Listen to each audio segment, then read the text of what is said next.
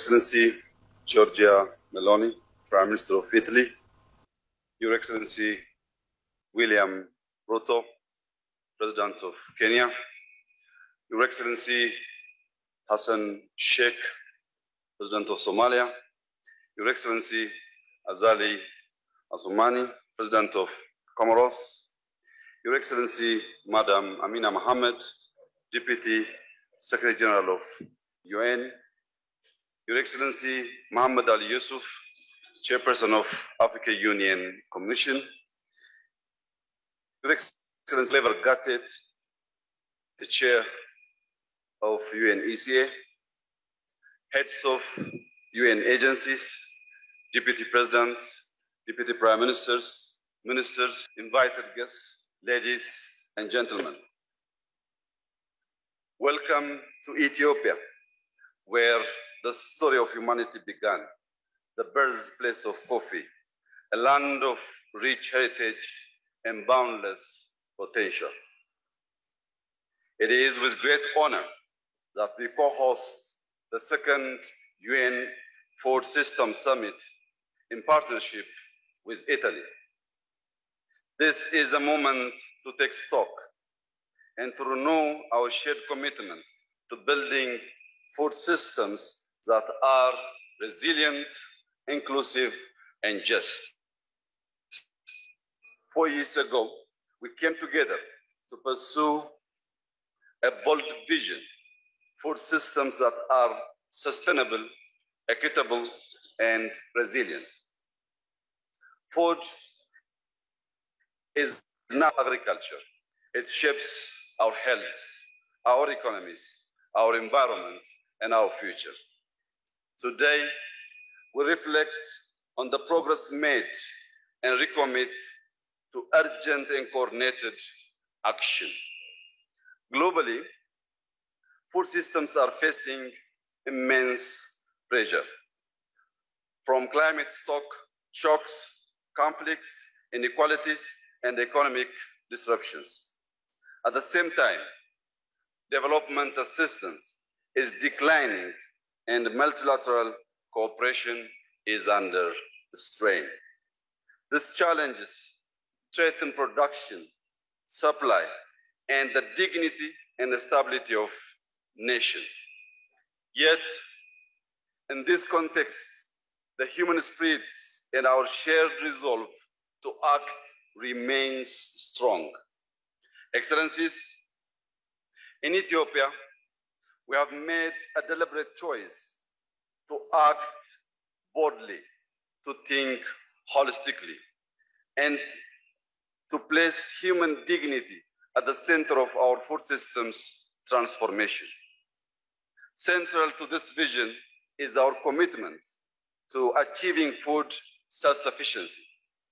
We are investing in local production, reducing dependency on imports, and building resilient systems that serve our people and our future. The first Food Systems Summit in 2021, Ethiopia has launched a comprehensive roadmap for food system transformation. This roadmap is closely aligned with our macroeconomic reforms, particularly the homegrown economic reform agenda, as well as our broader efforts to improve the overall business conditions. It drives key policy reforms in land use, agricultural development, and rural finance, laying the foundation for inclusive, productive, and sustainable food system. Our goal is clear: to ensure that every Ethiopian, in the countryside or the city, young or old, has reliable access to safe, diverse, and nutrient-rich food. To achieve this, we are implementing over 700 actionable interventions.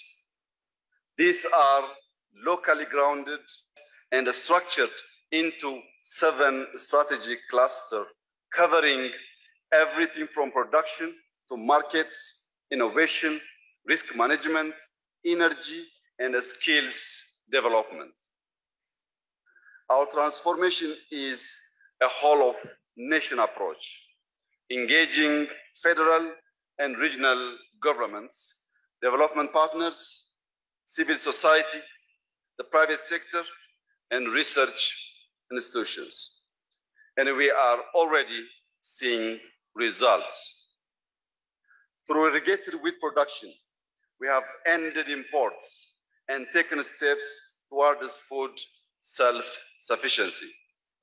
Our Yelemat Turufat, or Bounty of the Basket initiative, is promoting diversified, high-value livestock production, including poultry, expanded dairy, enhanced apiculture, and sustainable aquaculture to ensure nutritious and accessible food for all. Through the Sokoto Declaration, Ethiopia is implementing a multi-sector commitment to end child undernutrition by 2030, integrating health, agriculture, water, and social protection efforts in food systems transformation. Through the Green Legacy Initiative, till today, we have planted over 40 billion trees, restoring ecosystems, building climate resilience, boosting coffee productivity, and creating green jobs. In addition, we have taken deliberate action to secure the foundation of our food systems. Land laws are being reformed to guarantee tenure security, attract investment, and empower farmers to use land as a productive asset. Inclusive rural finance is expanding access to credit, insurance, and financial literacy for farmers to thrive, not just survive. Mechanization and digital tools are lifting productivity. Climate forecasting helps farmers adapt, while digital access to inputs is increasingly yields. To connect farmers to market, we are strengthening supply chain, developing transport corridors and agro-industrial parks, supported by real-time digital market information systems. Our livestock systems are evolving, and our indigenous food traditions are being renewed. This preserves our culture while also improving health. We are closing micronutrient gaps through industrial and biofortification, ensuring the essential nutrition reaches every household.